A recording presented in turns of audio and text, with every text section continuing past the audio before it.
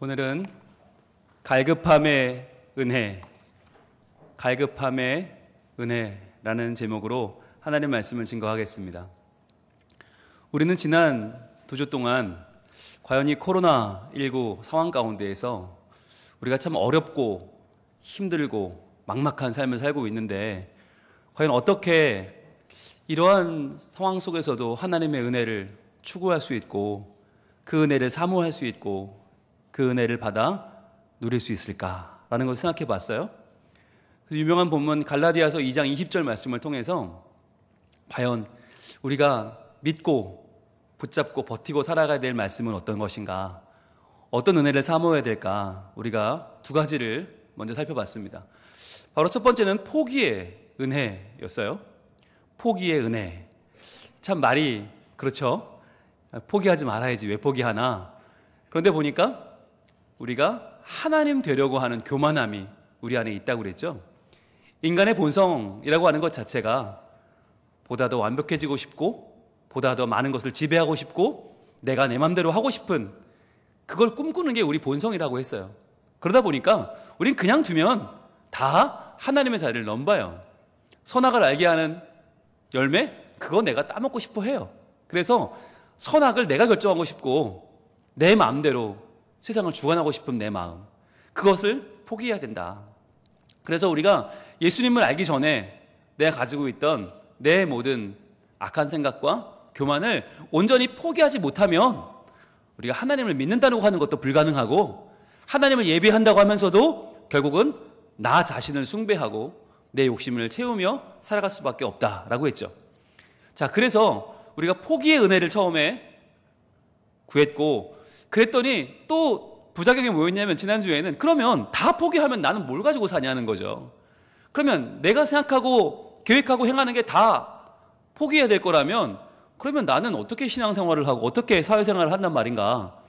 그럼 내가 정말 하려는 게 다 악한 거라면, 다 내가 가진 것이 포기해야 되는 거라면 나는 뭘 가지고 사나. 그래서 우리가 살아냄의 은혜를 또 지난주에 나눴어요. 살아냄의 은혜. 그러니까 예수님 만나기 전에 가지고 있던 내 악한 건 다 버려야 되지만, 포기해야 되지만, 예수를 만난 다음에 얻은 것이 또 있잖아요.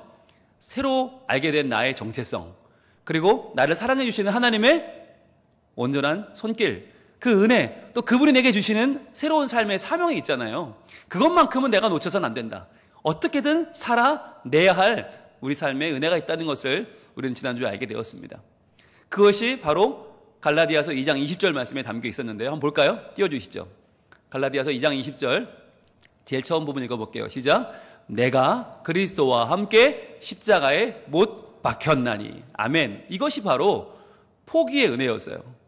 내가 누구냐면 지금 멀쩡히 살고 있고 직장생활하고 가정생활하고 사회생활 하잖아요. 그런데 내가 실은 누구냐? 그리스도와 함께 십자가에 못 박힌 사람이다. 예수님이 무엇이든 할 수 있고 무엇이든 가능한 구세주로 오셨지만 그분이 나를 위해 하신 일이 뭐냐? 십자가에 못 박히시는 일이었다. 그 겸손과 그 순종으로 그분이 나를 구원하신 것처럼 나도 뭐든지 할 수 있지만, 내가 할 수 있는 일이 많이 있지만, 그러나 나의 정체성은 저 십자가에 예수님과 함께 못 박혔다고 선언하는 거.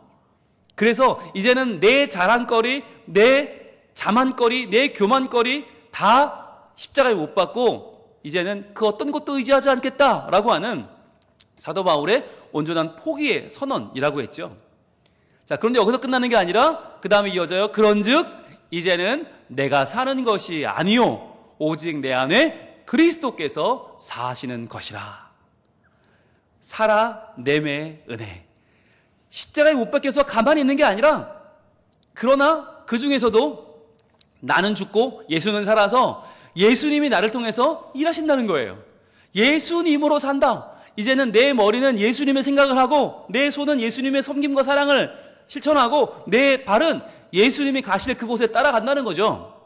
그래서 우리가 예수님이 이 땅에 하신 세 가지 3대 사역을 지난주 나눴는데, 예수님이 뭘 하셨어요? 모든 도시와 모든 마을에 두루 다니시면서 하나님 말씀 가르치시고 천국 복음 전파하시고 모든 병과 모든 약한 것을 고치셨죠. 바로 그 일, 바로 우리의 모든 약한 것을 하나님의 복음으로 새롭게 하시는 그 일을 하셨단 말이에요.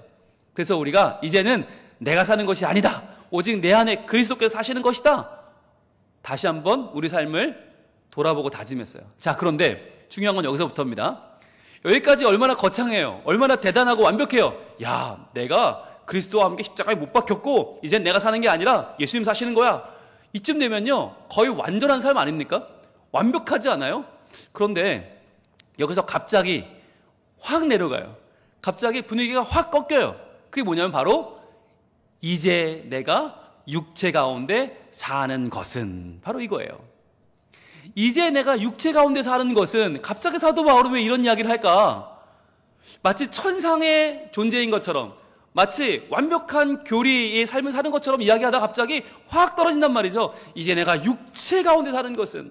여러분, 이 말이 무슨 말이냐면, 육체라고 하는 단어가 중요한데, 여러분 성경에서 시작에서 우리의 몸, 육체 또는 육신을 이야기할 때 쓰는 단어가 두 가지가 있어요.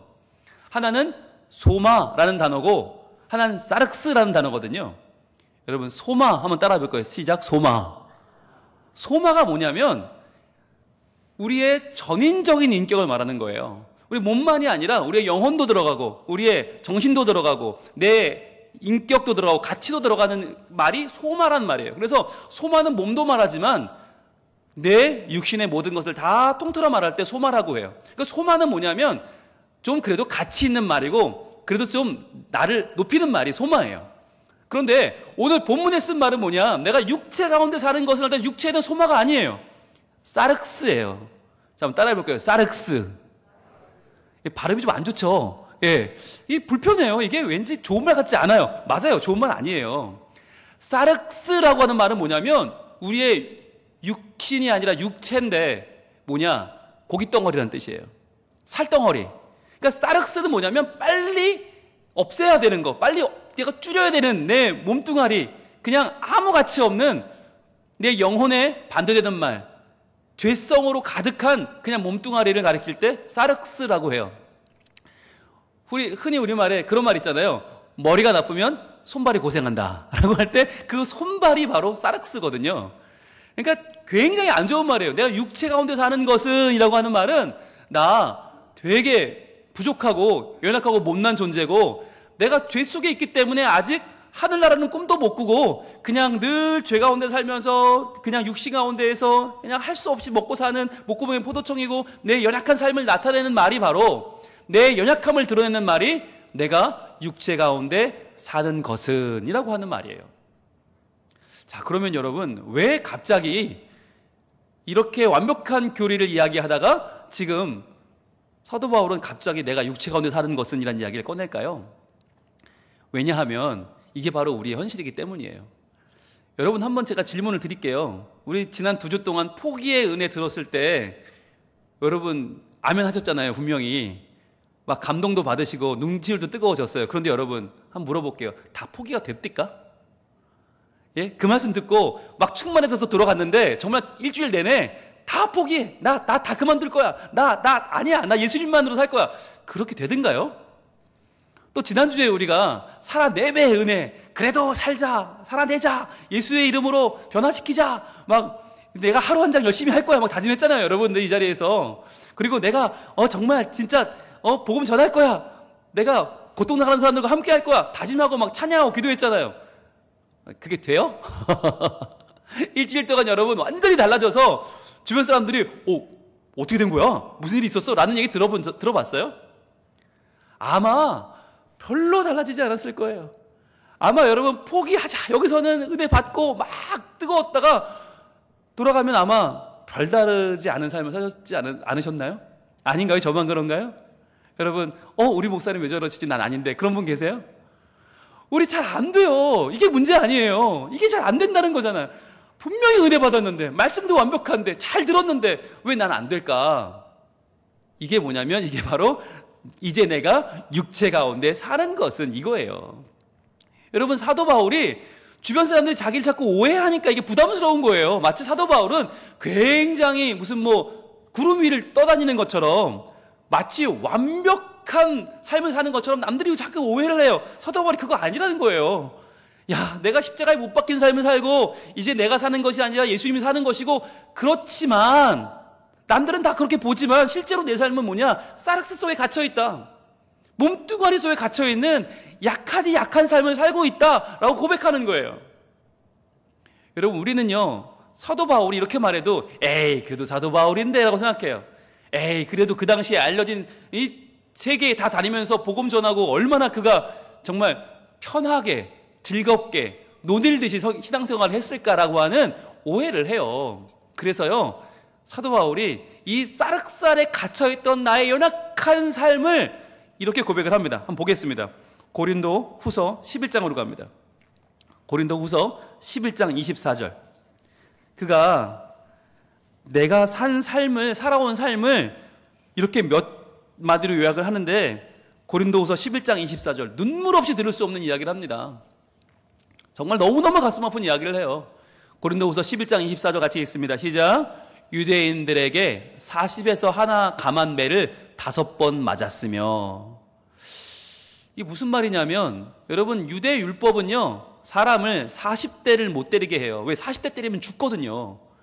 이게 회초리가 아니고요, 그냥 뭐 몽둥이가 아니고요, 채찍질을 하는 거예요. 그 끝에 납덩어리가 달려있어서 한 번 때리면 살이 쩍쩍 살이 뜯어져 나오는, 뼈가 드러나는 그런 채찍을 40에서 하나 감한 39대, 40대 때리면 율법에 어긋나니까 39대를 몇 번 맞았냐? 5번 맞았대요. 이 말은 뭐냐면 죽을 고비를 5번 넘긴 거예요. 아니, 죽었어야 마땅한, 죽을 뻔한 시간을 5번 견뎠다는 얘기예요. 어마어마한 얘기예요. 그리고 이어집니다. 25절 이렇게 이어지죠. 3번 태장으로 맞고, 1번 돌로 맞고, 3번 파손하고, 일주야를 깊은 바다에서 지냈으며. 여러분, 3번 태장으로 맞았다. 이거 우리말로 곤장을 맞았다는 얘기인데, 그럼 몇 번 맞았을까요? 뭘 몇 번 맞아요? 40에서 하나 감한 39대 맞았죠. 한 번 때리면 그렇게 때리니까. 여러분, 39대를 곤장을 맞고 사람이 살 수 있습니까? 여러분, 이걸 한번 생각해 보세요. 한 번 돌로 맞았다. 돌로 맞았던 몇 번 맞은 거예요? 돌 무더기를 맞은 거예요. 셀 수 없게 맞은 거예요. 그러니까 사도 바울은 온몸이 골벽이 들어서 살아있지만 살아있는 게 아니었어요. 오죽하면 주치의인 누가가 따라다녀야 할 정도로, 감옥 갇히면 같이 갇혀야 할 정도로 그렇게 몸이 약했어요. 이게 얼마나 괴로움을 당했기에 그런 겁니까? 여러분, 이 당시에 사정을 한번 상상을 한번 해보세요. 1653년도 우리나라에 네덜란드 상선이 하나 파선을 합니다. 일본으로 가다가 파선해서 제주도에 멈추는데, 그 하멜이라고 하는 사람이 쓴 하멜 표류기라는 책이 있어요. 그 하멜 표류기에 보면 17세기 우리나라 조선이 어땠는지 기록되어 있거든요. 거기 이런 기록이 나와 있습니다. 죄가 의심되면 잡아다가 문초를 하는데 주리를 튼다는 거예요. 근데 우리가 주리를 틀라 그러면 뭐 그냥 좀 괴롭게 하나보다 생각하잖아요. 실제 주리를 트는 게 뭐였냐? 뼈를 부러뜨리는 거예요. 그러니까 관절을 다 부러뜨려서 뼈가 드러나는 거예요. 그걸 보고 하멜이 너무 놀라가지고 그대로 썼어요. 자, 게다가 곤장을 맞는다 그럼 우리는 그냥 볼기짝 좀 맞겠지 생각하잖아요. 여러분, 엉덩이 까놓고 그걸 때리는데, 10대고 20대고 때리는데요, 이 자기 키보다 큰 2m가 넘는 그 곤장을 내리치는데 엉덩이가 터져나갑니다. 그래서 진물로 떡이 되는 거예요. 그럼 그 사람이 어떻게 되느냐? 주리를 틀어서 아직 죄도 없는데 고변 안 한다고 주리를 틀어서 뼈를 부러뜨리고 관절이 다 드러나고 엉덩이가 터져서 소위 이제 유배라는 걸 가거든요. 가면 유배지를 가다가 다 죽어요. 왜? 2차 감염이 일어나서 아무도 못 살고 다 죽는 거예요. 그게 여러분 17세기 조선이었어요. 그런데 지금 사도 바울이 맞고 맞았다. 이게 언제냐면 1세기, 2세기 유럽입니다. 중세도 되기 전에. 여러분, 이건요, 어마어마한, 우리가 상상을 못하는 시대예요. 인권이라는 건 아무것도 없고요. 폭력이 일상화된 시대. 그냥 사람들을 사지 육신을 찢어 죽이고 배고픈 사자굴에 밀어넣어서 사람을 뜯어 먹히는 거 구경하던 시대. 그러한 시대에 사도 바울이 살았단 말이에요. 그러면 이게 얼마나 힘들고 얼마나 괴로웠을까? 상상을 초월하는 거예요.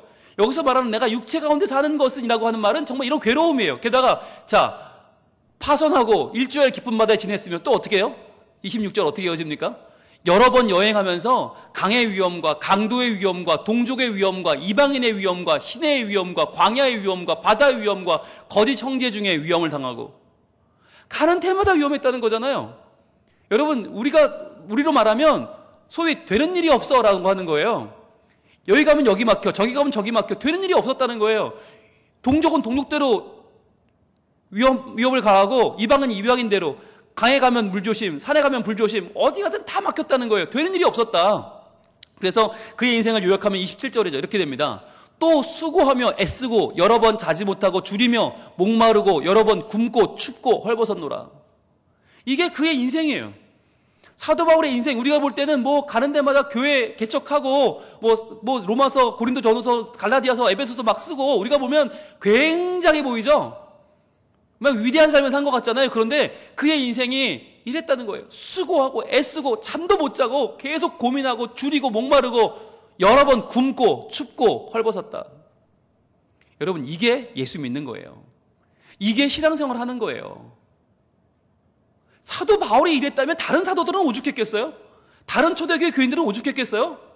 여러분, 예수 믿는다는 자체가 뭐냐? 이게 너무너무 힘들고 괴롭고 육신 가운데 사는, 사락스 가운데 살아가는 일이었다는 거예요. 여러분, 이게 왜 중요한지 아세요? 우리는요, 신앙생활을 너무 편하게 하고 있잖아요. 너무 편하게 하고 있어요. 에어컨 빵빵하게 나오는 이런 좋은 예배당에서 엘리베이터 타고 우리는 올라갔잖아요. 그리고 지금은 코로나 때문에 못 먹지만 밥도 맛있게 먹고, 지금은 교제 못하지만 얼마나 좋은 교제를 나누고 얼마나 즐겁게 신앙생활을 합니까? 예, 이런 좋은 찬양 들으면서 말씀 들으면서 정말 은혜 누리고 살잖아요. 그런데도 우리는 뭐라고 그래요? 오늘은 조금 말씀이 이상하다. 오늘은 조금 내성이 안 차. 오늘은 찬양이 조금 박자간념이 조금 부족한 것 같아. 오늘은 선곡이 좀 마음에 안 들어. 우리 이렇게 신앙생활을 해요.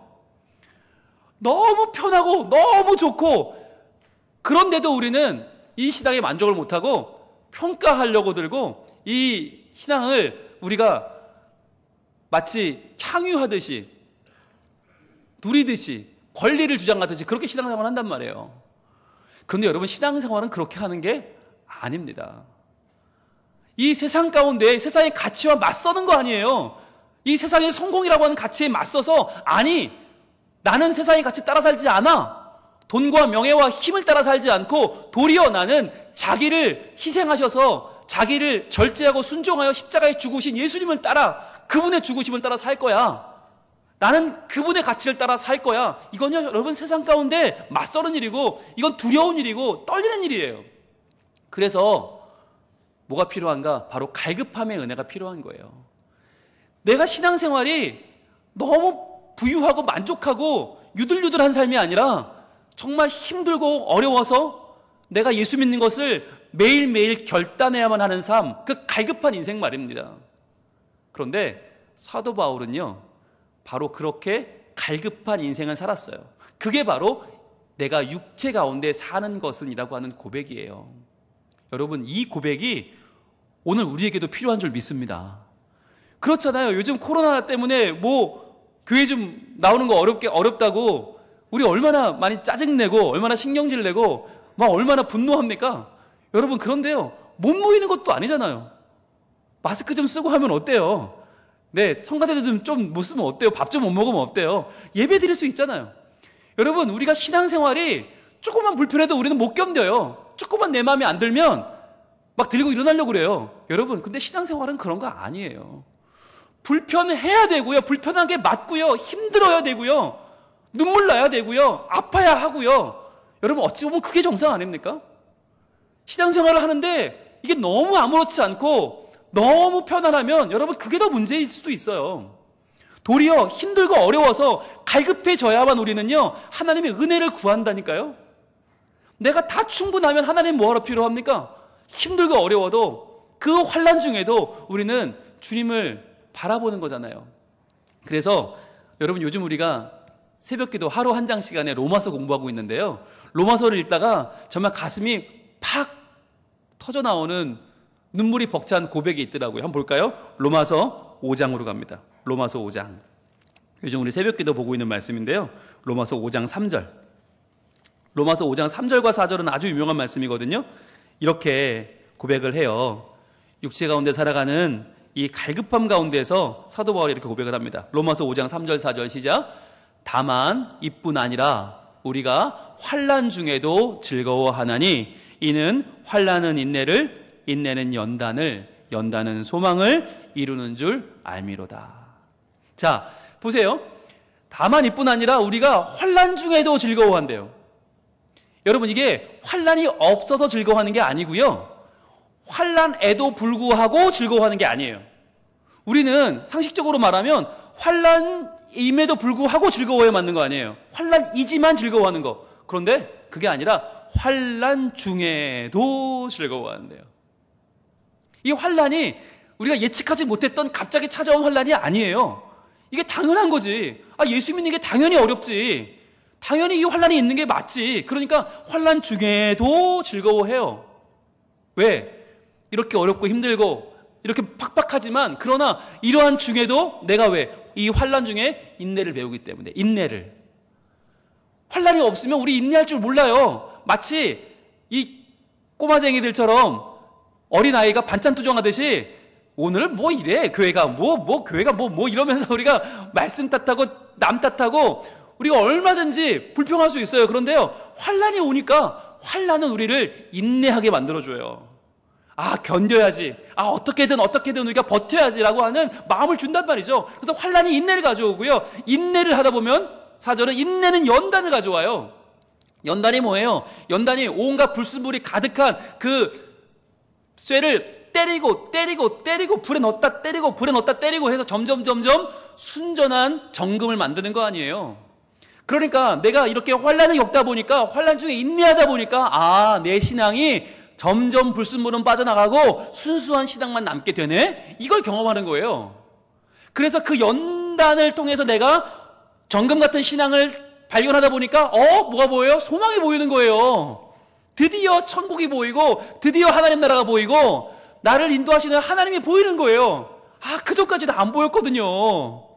그 전까지는 내 속색이는 저 구역원만 보이고, 마음에 안 드는 우리 목사님이 왜 저래? 맨날 마음에 안 드는 것만 보이고, 우리 교회는 왜 이래? 이런 놈의 교회가 다 있어? 이랬거든요. 그런데 그게 아니라 환난을 겪다 보니까, 환난 속에 인내하다 보니까, 인내 중에 연단을 받다 보니까 진짜 소망이 보이더라는 거죠.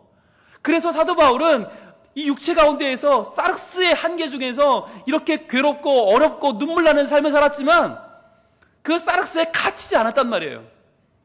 그 인생의 연약함 속에 갇히지 않고 눈을 들어서 하늘의 소망을 바라보게 되었다는 거죠. 그게 오늘 본문에서 나오는 갈급함이에요. 이 갈급함이 주는 은혜예요. 여러분, 갈급하십니까? 여러분, 정말 갈급해 봐야 돼요. 갈급하지 않으면 기도가 아니고요, 예배가 아니고요, 갈급하지 않으면 우리의 신앙은 신앙이 아닐지도 몰라요. 이 환난을 겪어내는 그 힘들지만 벅차지만 그러나 하나님의 은혜로 견뎌내는 동안 우리는요, 환난이 인내를 낳고요, 인내는 연단을 낳고요, 연단은 소망을 낳는 것을 보게 될 줄로 믿습니다. 여러분, 그걸 증명해내는 사건이 뭐냐면 바로 어제 있었던 제75주년 광복절 아닙니까? 여러분, 광복절 몇 년 만에 찾아온 광복절이에요. 흔히들 일제 35년, 36년이라고 하지만 제가 찾아보니까 여러분, 이거 중요한 건데요, 34년 하고도 11개월 16일 만이더라고요. 그럼 중요한 거예요. 우리가 남의 밑에 있었던 거를 36년, 35년 잘못 하시면 안 돼요. 정확히 34년 11개월 16일 만인데, 그러면 우리가 그동안 뭘 당한 거예요?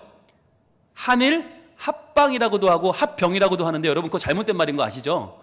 합방이나 합병은 서로 동등한 위치에서 하나가 되는 걸 합방이라고 그래요. 합병이라고 그래요. 그런데 우리는 원치 않는데 강제로 우리를 그냥 뜯어서 가져간 거 아니에요. 그건 병탄이라고 합니다. 병탄. 우리가 1910년 8월 29일 날 병탄되었거든요. 강제로 끌려가서 우리가 걔네랑 하나가 되었어요. 그러다 보니까 여러분, 합방은 좋은 게 좋은 거라 잘 지내면 되는데, 병탄되었기 때문에 우리가 견딜 수 없이 기도하면서 힘들고 어려워도 하나님의 은혜를 구했죠. 그런데 10년이 지나고 20년 지나고 30년 지나고 소망이 없어지는 거예요. 우린 영원히 일본 사람으로 살겠구나. 그러다 보니까 버티던 지식인들 다 변절하고, 버티던 신앙인들이 다 신앙을 잃어버리고 다 포기하고 친일파가 될 것 같은 그 시점에 끝까지 믿음을 지켰던 믿음의 사람들이 해외에서 복음을 전하고 한국의 억울함을 전하고 3.1운동이 일어나고 국내외에서 뜨거운 복음의 불길이 타오르면서 결국 어떻게 돼요? 34년 11개월 16일 만에 광복됩니다. 여러분, 이 사건이 뭘 보여주는 거냐? 아무리 큰 환란이 찾아와도 그 환란이 우리를 다 죽일 것 같아도 이렇게 끝날 것 같아도 아니라는 거예요. 근데 하나님의 손길은 갈급함으로 기도하는 자들의 간절한 소원에 응답하셔서 반드시 해방의 날을 주신다는 것입니다. 광복의 날이 온다는 거예요. 그게 제75주년 광복절에 우리에게 주는 하나님의 음성인 줄로 믿습니다. 여러분, 지금 어렵습니다. 코로나19 언제 끝날지 모르고요. 끝날만 하면 다시 일어나고 다시 일어나고 다시 일어나고 그래서 지금 하루에 100명 이상 생기고요. 수도권에서는 이 종교 행사도 자제하라는 요청이 들어왔고요. 너무 조금 힘듭니다. 그러나 여러분, 이렇게 힘들지만 우리나라 일제강점기는 더 힘들었습니다. 더 보이지 않았습니다. 그런데 하나님은 결국 그 목마른 사슴처럼 주님만 바라보고 주님만 나와 기도하는 하나님의 사람들의 기도를 들어주시고 우리에게 광복의 날을 주셨죠. 그것처럼 우리도 마치 목마른 사슴이 주님만이 나의 힘이십니다. 주님만이 나의 참소망이십니다. 주님만 바라봅니다 라고 기도하고 애타게 주님의 은혜를 구할 때 그 갈급한 심령에 하나님은 응답하실 줄로 믿습니다. 어렵고 힘들어도 괴로워도 여러분 포기하지 마십시오. 언제까지 이럴까? 먹고 살기 힘들고 만나기 힘들고 사는 게 힘들고 예배드리기도 힘들고 매일 짜증이 나고 괴롭고 힘드시죠. 그러나 그럼에도 불구하고 여러분 포기하지 마시길 바랍니다. 오히려 더 갈급한 심령으로 주님 하나님의 은혜가 필요합니다. 주님, 우리의 힘으로는 안 됩니다. 우리의 능력으로 살 수 없습니다. 오직 하나님의 은혜를 사모합니다. 하나님 도와주세요. 하나님 함께 해주세요. 기도하며 나갈 때에 하나님이 이 환난 중에도 도우셔서 주님만이 나의 힘, 나의 방패, 나의 참 소망 되심을 우리에게 알려주시고 살아갈 힘이 되시고 하늘의 소망을 우리에게 허락하실 줄로 믿습니다.